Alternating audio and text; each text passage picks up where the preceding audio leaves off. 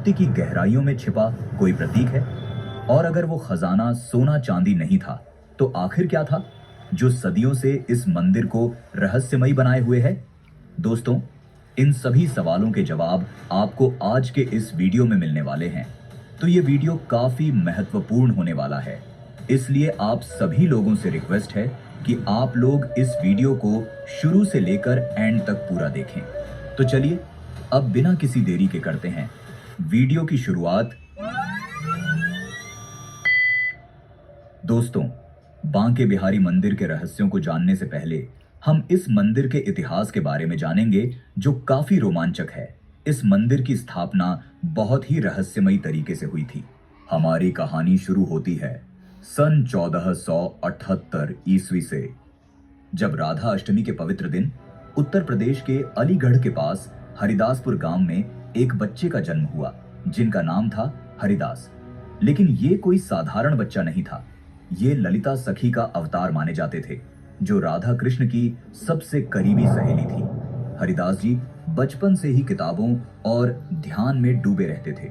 इनकी शादी हरिमती से हुई थी, जो खुद एक संत जैसी थी। लेकिन हरिदास जी का मन तो बस कृष्ण भक्ति में था।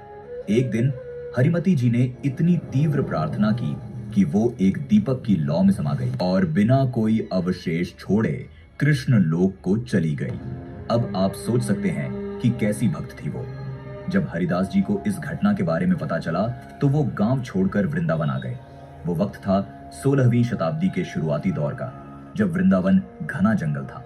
कोई शहर नहीं, बस प्रकृति और कृष्ण की यादें।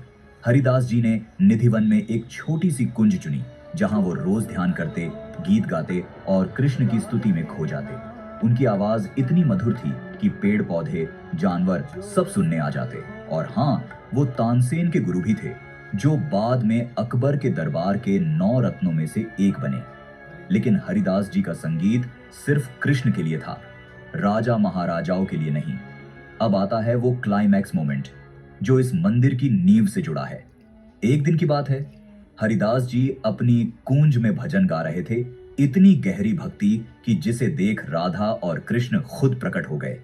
उनके शिष्य अंदर आए तो उन्होंने देखा कि एक तेज रोशनी इतनी चमकदार कि आंखें चौंधिया गईं। शिष्यों ने अनुरोध किया, गुरुजी, हमें भी दर्शन करना है।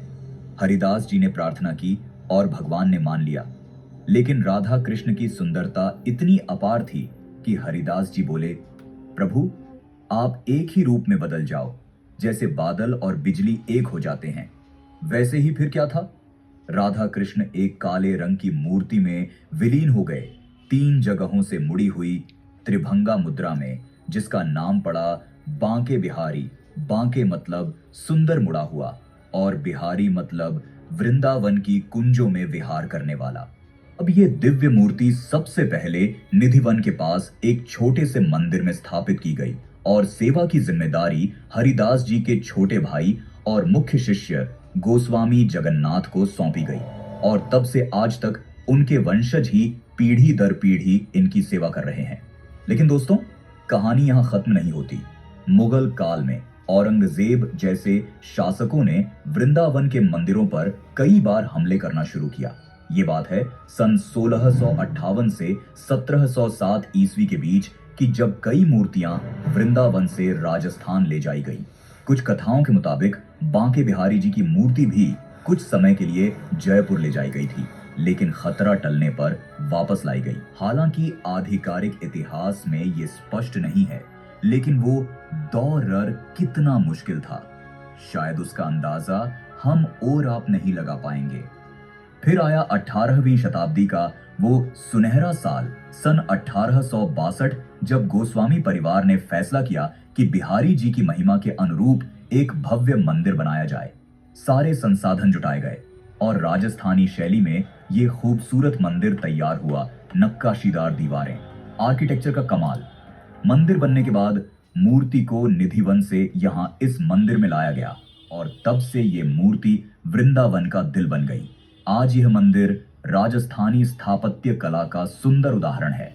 ऐसा कहा जाता है कि इस मंदिर का निर्माण वृंदावन के गोस्वामियों के द्वारा निजी पैसे से कराया गया था। उस समय बांके बिहारी मंदिर के निर्माण में लाखों रुपए की लागत आई थी। वृंदावन के सभी गोस्वामियों ने मिलकर इस मंदिर का निर्माण कराया था। भरतपुर के राजा ने यह जमीन वृंदावन गोस्वामियों को दान में दी थी। इतना ही नहीं दोस्तों, बांके बिहारी मंदिर को वर्ष 1592 में जयपुर नरेश सवाई महाराजा मानसिंह ने 3 एकड़ जमीन दान दी थी। 1594 में मुगल सम्राट अकबर ने 25 बीघा जमीन वृंदावन और राधा कुंड में दान की थी। 1595 में हरिराम व्यासात्मज किशोरदास द्वारा किशोरपुरा भूखंड दान में दिया गया था। 1596 में मित्रसेन कायस्थ व उनके सुपुत्र बिहारिंदास नामक भक्त ने बिहारिन देव टीला वाली भूमि दान की। इसी तरीके से यह सिलसिला लंबे समय से चला आ रहा है। कई राजाओं ने बड़ी संख्या में भूमि और आभूषण मंदिर के लिए दान दे दिए। दोस्तों, हमने मंदिर के इतिहास के बारे में तो जान लिया है। अब एक एक करके इस मंदिर के उन तमाम रहस्यों से पर्दा उठाते हैं जो आज के समय में लोगों के लिए किसी पहेली से कम नहीं है। नंबर 1, क्यों नहीं होती है यहां मंगला आरती? दोस्तों, दुनिया के लगभग सभी कृष्ण मंदिरों में भोर में मंगला आरती की जाती है, जो भगवान को जगाने का प्रतीक है।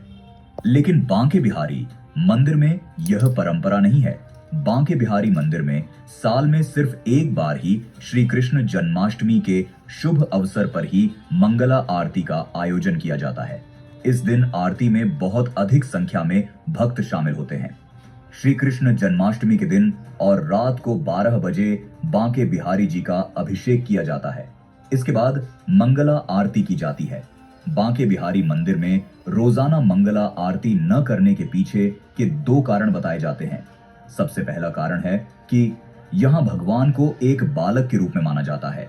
ऐसा माना जाता है कि बिहारी जी रात भर अपनी लीलाओं में लीन रहते हैं और उन्हें सुबह जल्दी जगाना उचित नहीं है। इसलिए यहाँ भगवान को देर से जगाया जाता है और दिन की पहली आरती थोड़ी देर से होती है। यह अनूठी परंपरा बिहारी जी के प्रति भक्तों के वात्सल्य भाव को दर्शाती है।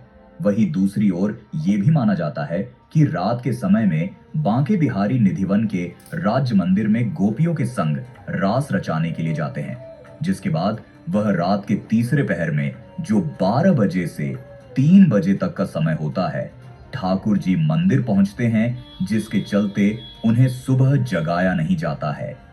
नंबर 2, आंखें खोलकर करने चाहिए दर्शन। आपने अक्सर सुना होगा कि भगवान के दर्शन करते समय आंखें बंद करके ध्यान लगाना चाहिए, लेकिन बांके बिहारी मंदिर में इसके ठीक विपरीत ऐसा माना जाता है भक्तों को आंखें खोलकर दर्शन करने चाहिए। बिहारी जी की छवि इतनी मनमोहक है कि यदि आप पलकें झपकाएंगे तो उनके दर्शन का एक भी पल चूक सकते हैं। उनकी मोहिनी छवि को एक तक निहारना ही उनके प्रति सच्ची भक्ति है। लेकिन दोस्तों, बांके बिहारी मंदिर में हर 2 मिनट के बाद पर्दा लगता है। यह मंदिर की सबसे आश्चर्यजनक और प्रसिद्ध परंपराओं में से एक है।